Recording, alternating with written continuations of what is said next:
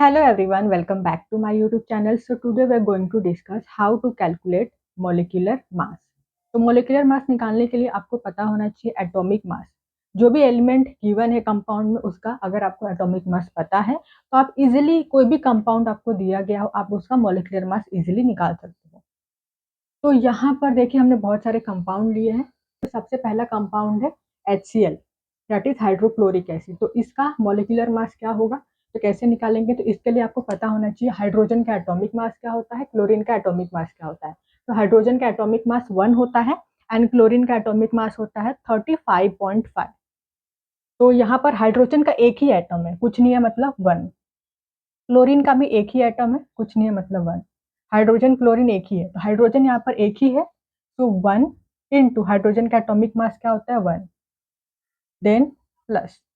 अब chlorine chlorine भी यहाँ पर एक ही है, सो 1 इंटू क्लोरीन का एटॉमिक मास होता है 35.5, तो 1 प्लस 35.5 कितना आ जाएगा 36.5 U।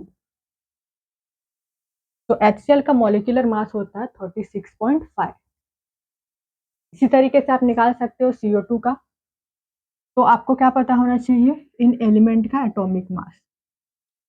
एटॉमिक मास हाइड्रोजन का 1 होता है, देन कार्बन का 12, ऑक्सीजन 16, क्लोरीन 35.5। तो ये सारी चीज़ें आपको पता होनी चाहिए। तो यहाँ पर CO2 है, कार्बन यहाँ पर एक ही है, सो 1 इंटू 12 कितने एटम है और उनका एटॉमिक मास से मल्टीप्लाई करना है, देन प्लस ऑक्सीजन यहाँ पर 2 है, तो 2 इंटू एटॉमिक मास क्या होता है 16, तो कितना आ जाएगा 12 प्लस 16 2 सा 32, यहाँ पर आ जाएगा 44। देन वाटर का क्या होता है मॉलिक्यूलर मास, फटाफट निकाल के आप कमेंट में मेंशन करो। तो चलिए निकालते हैं वाटर का मॉलिक्यूलर वेट। तो यहाँ पर हाइड्रोजन के 2 एटम है, तो 2 इंटू 1 प्लस 1 इंटू 16, तो 2 प्लस 16 कितना आ जाएगा 18। Then next is C6H12O6, this is glucose. Glucose का जो मॉलिक्यूलर फॉर्मूला होता है क्या होता है C6H12O6। तो इसका मॉलिक्यूलर मास क्या होगा कैलकुलेट करते हैं। कार्बन के यहाँ पर 6 एटम है, तो 6 इंटू कार्बन का एटॉमिक मास 12 प्लस हाइड्रोजन 12, तो 12 इंटू 1 प्लस 6 इंटू 16, तो कितना आ जाएगा 12 into 6 72 plus 12 plus 16 6 96, 72 plus 12 plus 96 180।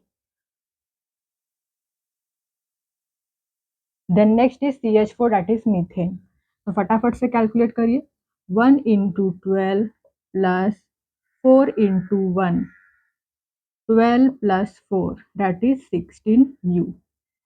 तो आपको बिल्कुल भी टाइम वेस्ट नहीं करना है, फटाफट कैलकुलेट करना है, सिर्फ आपको एटॉमिक मास पता होना चाहिए।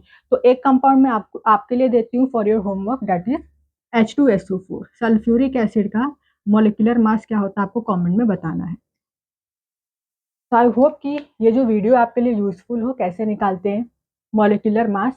अगर वीडियो यूजफुल हो, वीडियो अच्छी लगी हो तो वीडियो को लाइक कीजिए, शेयर कीजिए और हमारे चैनल को सब्सक्राइब जरूर करिए।